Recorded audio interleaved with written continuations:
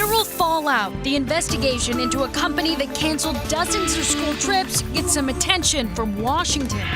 A largely white police force, a largely black community. The investigator, Tom Meyer, looks at why Cleveland police are struggling to diversify. Big deals and bare shelves. What's left inside local Toys R Us stores as the company slashes prices in its final closing sale.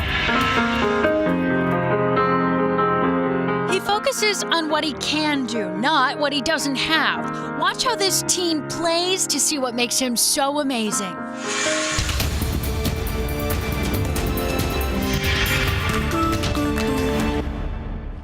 The investigation into Discovery Tours and the thousands of families whose kids' D.C. trips were canceled may be moving to the federal level. We are learning this evening that a big batch of victims will get their money back just as D.C. is about to wade into these cases. Chris Ty has been following this story for more than a week now, and he's here now with what he learned. That's right. 3 new pieces of this story tonight. A letter from Mentor Schools to its families saying they're getting their money back. The involvement of U.S. Senator Sherrod Brown and possibly the involvement of the Federal Trade Commission. Let's start with this letter sent out Tuesday to Mentor families whose 8th graders' trip was scrapped, indicating the district will pay them back in full. Not the Discovery Travel Company. It's the district that's paying them back. And the district is saying it will not be tax dollars that will pay for the 500 families, nearly $450 each, totaling over $200 grand. And we learned today that U.S. Senator Sherrod Brown weighing in, planning to begin action so that districts like Mentor and about a half dozen around the state aren't going to have to take this on the chin. Why and how they kept collecting money and then didn't do what they were supposed to do, probably knowing that for some time, but continuing to collect the money from these families. I'm writing tomorrow a letter to the Federal Trade Commission and to the U.S. Attorney. Well, school districts and taxpayers shouldn't have to bear that cost. I appreciate the Mentor School Board doing something like that, but that's not the full answer or the long-term answer. I asked the senator to put odds on whether or not this is going to affect change. He said it's just too early to tell. He, of course, a Democrat. Mike DeWine tackled this a few days ago. He's a Republican. This is an election year, so a lot of these things are red meat in election years to try to bring families their money back and bring justice to Discovery Tours. Chris Ty, Channel 3 News. Across the country, it is clear the studies show there's a fundamental mistrust of police in black communities served by a largely white police force. Cleveland, of course, is under court order to become more diverse, but the investigator, Tom Meyer, found a significant and controversial barrier to recruiting black officers. I never came to work one day where I knew a police officer, black or white, who came to work and said, "I'm gonna kill me somebody black today." Despite the narrative that's polarized our nation, William Tell never saw it during his 3 decades as a Cleveland cop. But Tell has seen the friction between blacks and a largely white police force. The distrust is real. I can see why they feel that way, because there's always a rush to judgment. The stories are real. What do we want? Justice! Tamir Rice. I'm with my mother every day. Tanisha Anderson. Those 137 shots. Law enforcement seems to be very much anti-poor and anti-black. To many blacks, those deaths symbolize racism and indifference, but they help trigger a federal consent decree mandating change, including a more diverse police force. CSU professor Ronnie Dunn studied the relationship between blacks and police and found it to be negative. The culture within the profession that has to change. That police culture, Dunn and others believe, is fueling a stigma within the black community. Police around here are looked at as bullies. And hindering recruiting. There basically is no desire for our youth to become police officers because it's not about protecting and serving anymore. Groups like Black Lives Matter have emerged from the ashes of Trayvon Martin and Michael Brown. Kareem Henton says many fear they'd be seen as two-faced in the black community, and it's a feeling that won't go away soon. You have to keep in mind, we have a black police chief, and the culture still remains the same.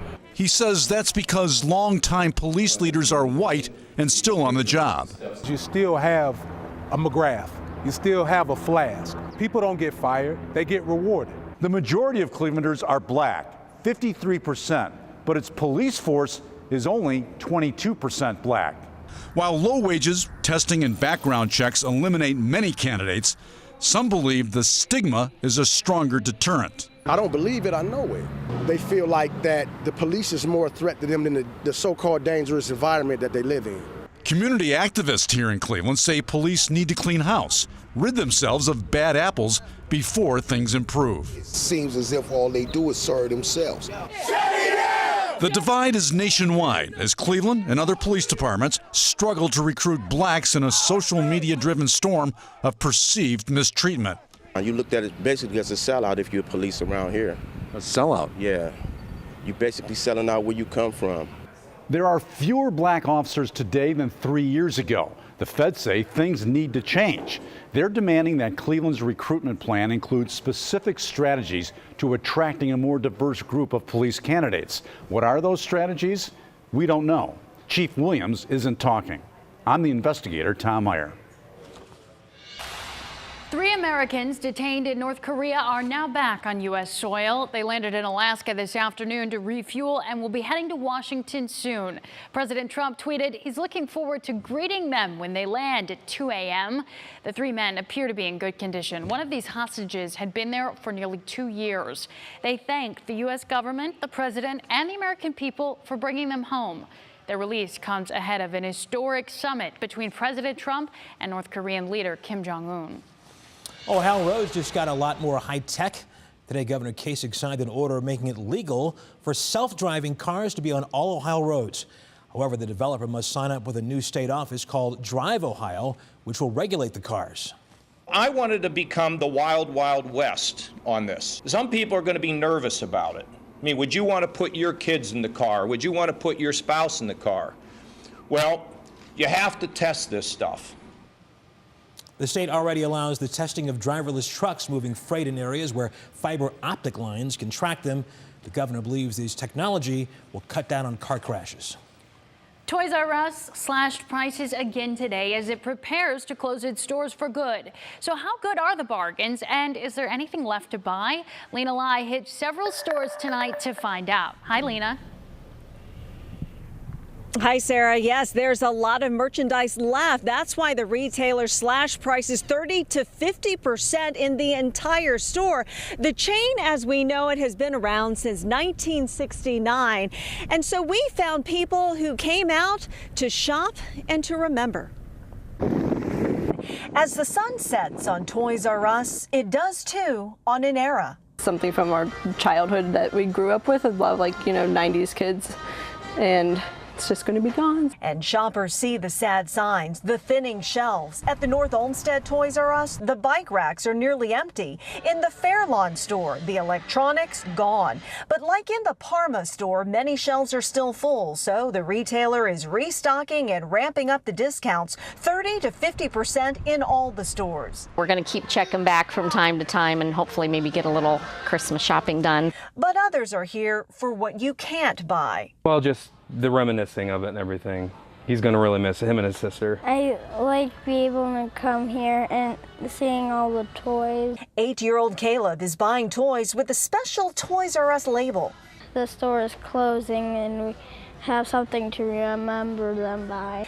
Generations of kids who grew up with Jeffrey the Giraffe. I don't want to grow up. I'm a Toys R Us kid. Their kids in tow to touch and test toys in a way no online store allows. Whether it was the boom in online shopping, company mismanagement, or more, the winds of change in toy shopping are here. As for the next generation of kids, go to Amazon. Well, there you have it. Well, in the meantime, the sad part of all this is that 33,000 employees nationwide in 735 stores will lose their jobs. And the problem is none of the workers are getting information. They don't even know how much longer they'll even have their jobs. They know they're not getting severance pay, and they are assuming that as long as there's stuff to sell, they'll continue to get a paycheck, in which case one worker tonight told me she certainly hopes then that this going out of business sale goes for a long time. Reporting live in Parma, Lena Lai, Channel 3 News. Cleveland is back in the spotlight. This week, another movie started filming downtown. It's called The Last Summer, and the movie takes place in the 70s, revolving around a group of teenagers before they head off to college. While it's set in Chicago, the director and Cleveland native sound mixer say the streets of the land are the perfect backdrop. We're in Ohio City, we're in old Prospect Avenue now. We're downtown. We're at the Crooked River Skate Park. We're all over the place. So Cleveland will be featured prominently. And the one actress, Maya, was saying, everyone in Ohio is just so nice, I was like, yeah, we just are, So it makes you feel really good about being from Cleveland, being from the city. The movie features KJ Apa from the popular Netflix series Riverdale. Traffic right now is blocked between East 36th and East 40th Street. That's until midnight where they're shooting. Police are asking you use Carnegie Avenue instead. The movie will continue filming here in Cleveland over the next 3 weeks. 40,000 pounds of free cucumbers. Why a local company is giving these away. Also, we'll meet a teen who focuses on what he can do, not what he can't. This is a story you don't want to miss. And Betsy, you say rain tonight. Yes, I do, because it is just out to the west of us. As you can see, there's a line of rain and thunderstorms coming through Fort Wayne right now. Here's the kicker. I think it fades as it gets closer to us, but I don't think it'll fade completely. I'll tell you what I mean, and we'll look ahead to the weekend forecast, which, yes, has changed, coming up. When Darius Simon speaks through his piano, the message is clear. No words are needed. That is why this talented teen is burning up the internet. His video is on its way to 2 million views. Don Kendrick has the story behind this video, now on its way. Certain melodies just come up into my head. Darius Simmons, a self-taught 17-year-old junior at Warren G. Harding High School in Warren. This song I've been working on since December. It's called Dreams Never Die. Was really drilled in my head and it really stuck with me for a long time. And I knew I had to figure out a way to put that into music. And he does it with hands that never completely formed. A birth defect, never asked why, too busy figuring out how to do this. I never thought about it. I just looked at what people did and I just copied it and found out my own way to work around it. Freshman year, I got invited to play at Carnegie Hall. Darius was 15 years old then, inspired by Korean pianist Yerma, who asked Darius to play with him at Carnegie Hall and was the inspiration to start composing his own songs. And would you believe Darius also plays the trombone? And then there's this. At 18 months old, he had both of his legs amputated. And his mom says, not surprisingly, he never missed a beat. It just still makes me go, wow. Total inspiration. On an amazing trajectory to a see the possible future. Like, be an inspiration. That's what I really like. That's what I want to do when I get older, is to prove everybody that you can do things when you really put your mind to it. That's really my main goal, is just to really be an inspiration to people. In Warren, I'm Dawn Kendrick, Channel 3 News. Beautiful. Darius wants to study music at Youngstown State University when he graduates next year. I think he's probably already got a spot. How about you? That is amazing. What a talented young man. Absolutely. That is something else. Yeah, quite a story. Definitely. Thanks, Don. Well, this is also quite a story. Cucumbers for everyone. Seriously, a local freight company is giving away 40,000 pounds of cucumbers for free because of a shipping problem. Some of his cucumbers came loose, the box came loose, and the other boxes were intact, and the Celadon allowed us to dispose of them, so we wanted to give them to the community rather than see it go to waste. Their loss is your gain. This company in Stark County is giving away these cucumbers for free. So I thought I'd come down and get some and then spread the wealth. To my pig. The company will be giving away more cucumbers tomorrow from 9 until 5 on Manchester Road Northwest in North Lawrence. Pickles. Pickles in a pickle, all that kind of stuff. How We were about trying that? to list all the different recipes for cucumbers when we were in the meeting today, just talking We about have them on right? WKYC.com Exactly, too. so you can get them all there. You can post them on our Facebook page. I think there's going to be some people looking for some recipes on what to do with those pickles or cucumbers. So you can see where my brain goes. All I think about is my mom's bread and butter pickles. Whew. All right, let's take a look at the Big forecast. Big Sue makes some mean pickles. Let me tell you about that. Temperatures. Ooh, I want to just make sure she knows that Russ said that first. Temperatures fading back into the 60s as we get into the early morning hours. It's going to be a warm night tonight. A little muggy out there. Radar is showing that mugginess, but it is sitting right now in the 70s across most of the area still at this hour. Now, the bigger picture shows that out to the west of us, we do have a cooling line. That's a front that's going to pass through. So we won't be quite as toasty warm tomorrow, but you can see this line of thunderstorms that's out to the west. And if my little trickery here will help me out, we can get back in there and we'll kind of track this for you. You can see how this line continues to move to the east. It's moving at about 30 miles per hour, so it's not super fast, but it is moving into drier air. You can see how these earlier storms that came our way just fizzled. We have dry air. Dry air helps to soak up all the moisture that is the energy for the storms, and a lot of times it'll just take the sizzle out of them. So as we go through the night, you may hear a few rumbles, especially if you're in our western counties, Erie, Huron, and Richland counties. Otherwise, I think as we get into the start of the day tomorrow, we will be rain-free. The bigger picture does show, as I mentioned, the chances for some showers farther to the west, but I think the main event will likely be in the morning, and you can see those shower and thunderstorm chances passing through. 5 a.m. temperatures going to be in the low to mid 60s. Mostly cloudy skies will be the rule. We'll have some passing shower chances as we get into the day. But once again, the temperatures are going to be dependent upon location. Cooler lakeside, warmer south. And you can see that huge temperature spread that is so prevalent this time of the year. And that actually plays into our weekend forecast too.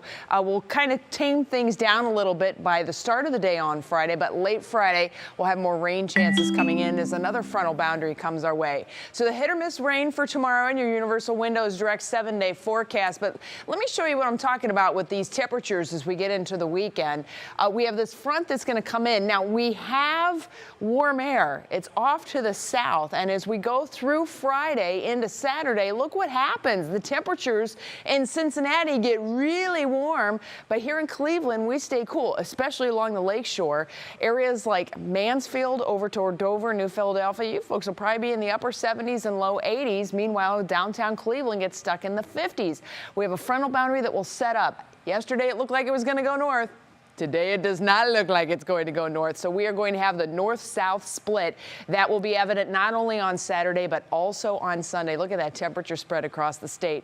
There's the front. Tomorrow, we may come in. The front goes back north, so we'll just have to keep up with it in that forecast. Right now, 71 with a good shot at rain and storm chances scattered around the area on Saturday. Rain lingers into Mother's Day. Then we clear out, and look at this. Early next week, temperatures are going back into the 70s and 80s with mostly sunny to partly cloudy skies. Russ and Sarah? Sounds fantastic. Thank you, Betsy.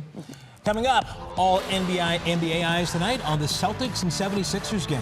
So do the Cavs have an opponent yet for the Eastern Conference Finals, or are they still waiting? The answer up next. Hey guys, Jennifer Lopez is here for a fast dance off. Plus, we have Phoebe Waller-Bridge, music from Car Seat Headrest. It's a great show. Stay tuned. The Sports Report is brought to you by the people pleasing people at Sarah Auto Park in Akron. Hi, everybody. It will be Mother's Day in Boston for the Cavaliers. The Eastern Conference Championship Series will open Sunday afternoon, and now the Cavaliers know it will be the Boston Celtics tonight.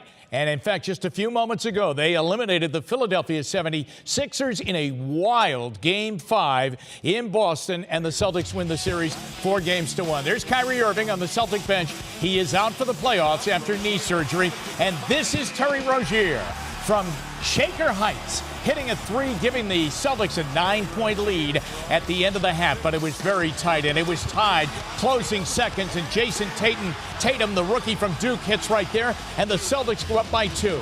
Now it's a 2-point lead. Philadelphia with 2.8 seconds left to go throws it down the floor. Marcus Smart intercepts the pass, and the Celtics hang on and win 114-112. Amazing that they have gotten there, missing their 2 best players, Gordon Hayward from the opening game here in Cleveland in the regular season, and Kyrie Irving with the knee problem. But we are ready to go, and we set it up this way for you at the TD Bank Garden on Sunday afternoon. The Cavs and Celtics, Game 1. Boston does have the home court advantage in the series. The Cavaliers did win there once this year and beat the Celtics in the season series 2 out of 3. The one win for the Celtics did come back in midwinter in Boston.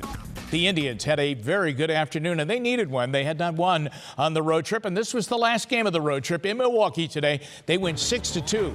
There's Bob Uecker, 84 years old, and still calling the Brewers games on radio. 4th inning, and the Indians up 1-0. Tyler Naquin, a long drive to right field, a 3-run homer. He's second of the year, and the Indians are up 4-0. In the 7th, they'll add on. Francisco Lindor hit his 10th of the year, and the Indians are rolling. In the 9th, they lead 5-1, and it was really Carlos Carrasco's day. Pitchers hit against the National League teams. Carrasco rifles a single that scores Perez, and the Indians went ahead 6-1.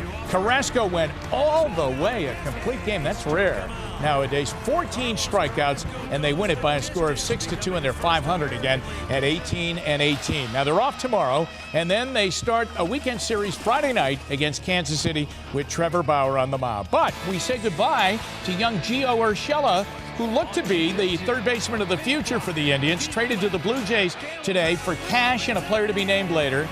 And the Indians chose to keep Eric Gonzalez basically over Urshela. Urshela had been in the Indians organization since 2009. Great golf over the weekend. Starts tomorrow. The Players' Championship weekend coverage right here on Channel 3. Tiger Woods is there and ready to go. Tiger will tee off tomorrow at 1:52. He has won this tournament twice, 2001, 2013. He is 42 years old. He has 79 PGA Tour victories. Who does he marvel about?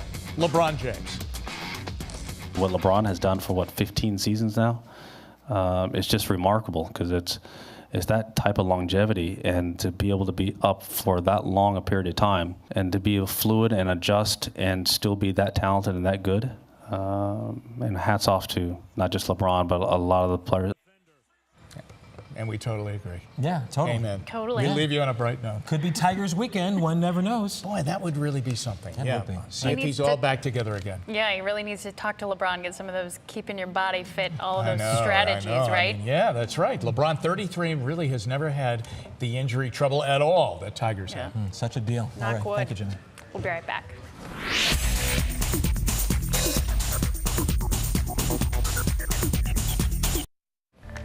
Just time to tell you that Channel 3 News Today begins at 4 a.m. Have a great night. We will see you tomorrow.